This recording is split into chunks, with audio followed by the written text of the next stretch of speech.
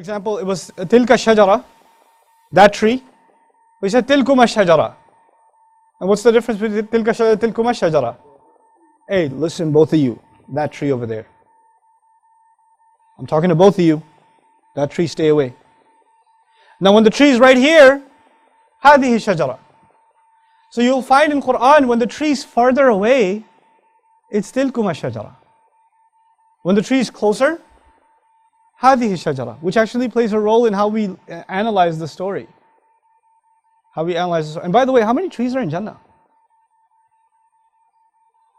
It's called Jannah, which means it's lush, which means it's filled abundantly, endlessly with trees. How big is Jannah? السماوات عرضها السماوات والأرض. And how many trees in Jannah are haram?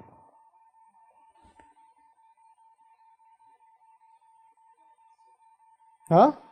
How many was? Yeah, how many trees were haram? One. How much real estate do you have to find the halal in Jannah?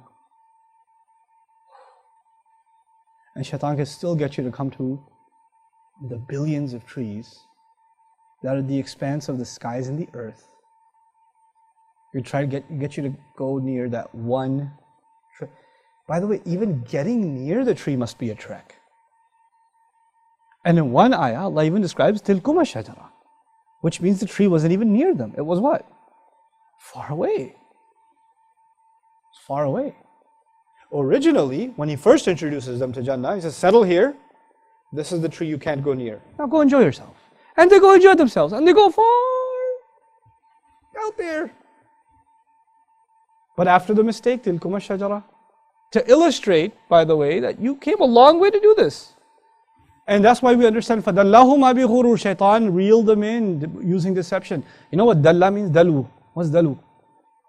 It's a verb that comes from that. Dalla. To use a bucket to lure people in. In other words, you put a bucket, you put a carrot in it, and the animal smells it, and you pull it in a little more, and you pull it in a little more, and you pull it in a little more, until the animal's trapped. Dalla is also used when you pull a bucket up from a well. Does it come up right away or slowly? Yes? Now if a bucket comes up quickly, adla. Adla. When a bucket comes up slowly, dalla. Dallahuma bighurur. He slowly reeled them in. In other words, it wasn't one time, hey, why don't you eat from the tree? And they're like, okay, sounds like a good idea. Totally, we should do this. It was a little bit, then a little bit, then a little bit. And every time was almost inconceivable that we're doing something wrong. Because it was just a little bit of a, one step closer, we're not even at the tree. We're just kind of, can't even see it yet. Can't even see it. We're just a step closer. It's not haram. What do people do when they fall into a trap of Shaytan? Shaytan comes to them and says, hey, why don't you do like ultimate super crazy haram and burn in hell? And they say, oh, that sounds like a good idea. I should do it. No, he says, hey man, take it easy a little. Just, whatever, this is still time for Fajr. Chillax. Just a little bit more. Just go back to sleep. You can feel Shaitan's foot pressing down on the pillow. So right here. You get up and something forces you down. And you're like, I got a little bit of time. So first he gets you with salat. And he has to get you with salat first. You know why? You want to kill the guard. You want to penetrate the castle. You got to take out the guard first.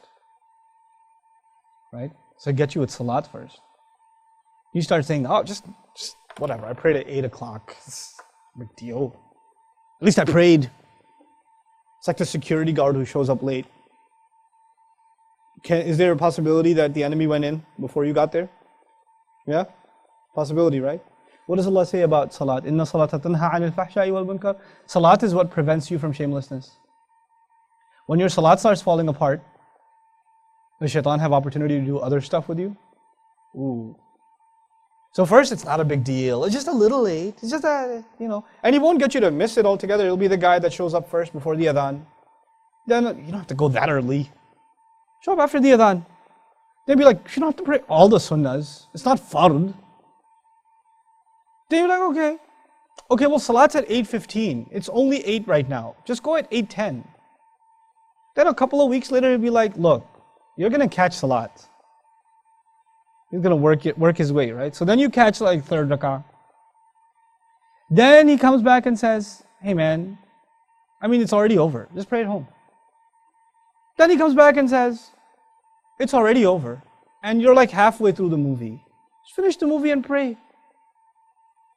So he works his way. And then eventually, now you start, it used to be you're praying at the masjid.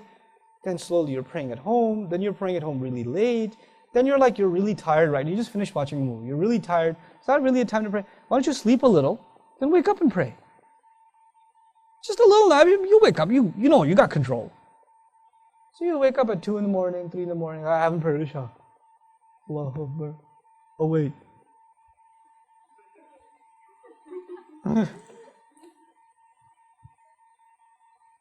Dallahuma bi-ghurur. And while he's doing this, while the security has gone down, because this is all security, Salat is security. While security has been compromised, then the floodgates to evil. Because this is good, Salat is good. But leaving it opens the doors to evil. That's when he does that other stuff. So the kinds of movies you watch changes. The kinds of stuff you expose yourself to changes. You start becoming a different kind of person. A personality change starts happening. But it all happens very little at it. He's got a lot of patience. And he's done this with plenty of people before, so he knows how to work this.